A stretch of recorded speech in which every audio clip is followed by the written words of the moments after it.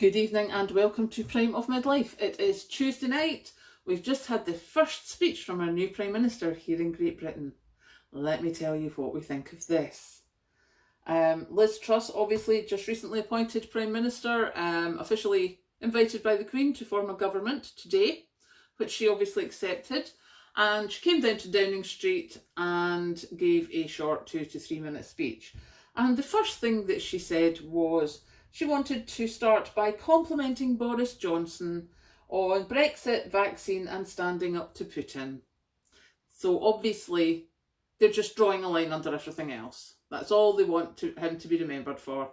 The fact that he's the only Prime Minister ever to have broken the law or have been caught breaking the law. It's got nothing to do with anything.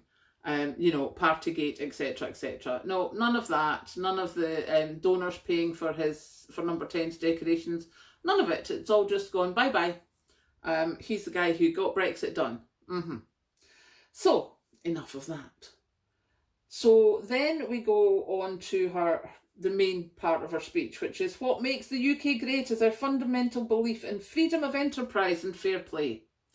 Now, to me, I don't know about you, but to me, that's a red flag, because freedom of enterprise is what's got us in this situation where all these companies can pay their dividends to their shareholders, pay their CEOs, and have their staff working on minimum wage and crappy conditions. And don't even start me on that, because P&O, as you know, sacked all these people. Well, Polymer down south have now sacked a whole lot of people. I think it's 200. Just before they were going to go on strike for better paying conditions because the conditions were being changed, like no sick pay. And they've just sacked a whole, I think 200 of them. Check that out. I think it's the GMB union that I saw on Twitter. So then we went on to say that the British people have shown grit, courage and determination again and again. That's because we have no option. So now is the time to tackle the issues holding Britain back and reduce the burden on families. Now, in all honesty, I'm prepared to go benefit of the doubt there, because if the new Prime Minister can reduce the burden on families, I would be happy to eat my words. I really would, because that would make a huge difference to so many people who are struggling right now. So let's see where we're going with that. Looking to build more roads, homes and broadband faster. So that is good. Says that it won't be easy, but we can do it. So yeah, that is good as well. The next thing, I just pushed that too far down. Oh yes, wants the UK to be an aspiration nation. Really cute soundbite there. An aspiration nation with safe streets, high paying jobs, and everyone everywhere has opportunities they deserve. Have you been in London recently? Have you even looked at the news about London and the amount of attacks, murders, etc. on there? The 20,000 police officers that the Conservatives took off the street, and then said that they were going to put 20 more thousand police officers back on the street, which they haven't managed so far, because a lot of people are like, I'm not doing that, not when everyone's running about tooled up, behave. So yes, safe streets, that could be a big ask. High paying jobs would be fabulous for ordinary people. You know, maybe if you up the minimum wage a bit, that would be most useful. Oh, but wait, wages are not supposed to go up because then inflation will go up. Okay, we'll just keep paying shareholders, but we'll keep the wages low. Really? So we'll see, safe streets, high paying jobs, and everyone everywhere has the opportunities they deserve. Well, fingers crossed for that, because it's certainly not looking like it at the moment. But she has 3 early priorities. The first one being get Britain working again. Now, correct me if I'm wrong, but I'm pretty sure that Sky News last night had the bar charts on what the situation is, and the UK's got one of the lowest unemployment figures that it's had in decades. So I don't really think we need Britain working again. Or maybe she's saying it's not working as a country, maybe it's a bit squinty. I think possibly.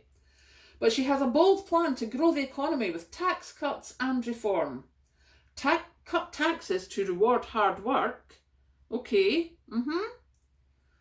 And boost business-led growth and investment. I'm sorry, has the Tory party not been doing that for certainly the last 12 years? And all that investment has done is helped out shareholders. Or could I be wrong? Yes, I know, I'm going right on one, and I will put this up to say don't watch it if you like the Tories. So yeah, boost business-led growth and investment. Drive reform to get the UK working, building and growing. Now, drive reform to get the UK building and growing. Does that mean we're building all over the green belts again? Does that mean that we're just going to, and as I said, you know, when you're saying building houses, is that social housing, which would be great? Is that affordable housing, which would be okay? Or is that just going to give developers free rein to go and make multi-millions out of making luxury apartments and homes that people will put out on Airbnb or rent out? You know, I'd rather have the social housing, thank you. So yeah, that's that one. And then she said, we're going to make sure we put spades in the ground to make sure people are not facing unaffordable energy bills. Not quite sure how that works. So, yeah. But, what can I say? She's going to take action this week to deal with energy bills and to secure our future energy supplies. Again, I will reserve judgment in that. If she comes up with something like, you know, stopping the bills getting any higher, that would be most appreciated, and I will give credit where credit is due. I'm not holding my breath though. By delivering on the... Oh, no, wait. Make sure people can get doctor's appointments and the NHS services they need. We will put our health service on a firm footing. Now again, this is where I'm careful with words. I know for a fact that down in London, you can go somewhere and you can get an appointment with an NHS doctor if you pay for it. Not quite how the NHS is supposed to work. So the fact that she's separated, make sure people can get doctor's appointments and the NHS services, I don't like that separation. That makes me wary. So yes, that was my next thing that I was a bit wary about. But then she was on to, by delivering on the economy, energy and NHS, we will put our nation on the path to long-term success. Okay, do you know what, again? We'll let it go. As strong as the storm may be, I know that the British people are stronger. Now you're starting to push it a bit. The British people are struggling. Some of us are really, really struggling. We have food banks. We'd never had food banks when I was a kid. So how is that stronger? And please don't think that this is something you should be patting us on the head for, saying we're doing really well. No, what you should be doing is saying, oh my God, you should never have had to be that strong. We don't need to be stronger. We need things to get better. So then we get, together we can ride out the storm. We can rebuild our economy and we can become the modern, brilliant Britain that I know we can be. Together we can ride out the storm. Together. You needing food banks. I'm sorry, I think, do you not get expenses to pay your electricity bill? I'm not seeing a together here at all. And then the final line, which I made sure to type correctly, says, to ensure opportunity and prosperity for all people and future generations, I am determined to deliver. Again, I'm not holding my breath. So that is the basics of Liz Truss's speech. A lot of better together, stronger, we've got grit, we've got determination. Certainly in the last few years we have had to have, because if you're not in the top echelons of society, then you're really starting to struggle now, because your spending power has gone down, your wages in real terms have gone down, and the rents, etc. have gone up. And tax cuts for businesses is not going to help people trying to feed their families. Personally, I'm rather happy that I'm up in Scotland, where our First Minister has just announced that there will be no rent increases and no one's allowed to be evicted. That's what she's done to help the people struggling.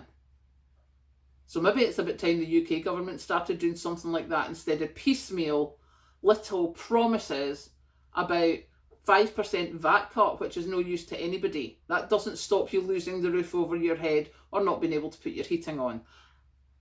There you go. So that is me. That is my opinion. I will put it up that it's a ranty opinion, so you don't have to watch it if you're looking for prepping stuff, because this is absolutely not prepping stuff. So I will go away and I will catch you later.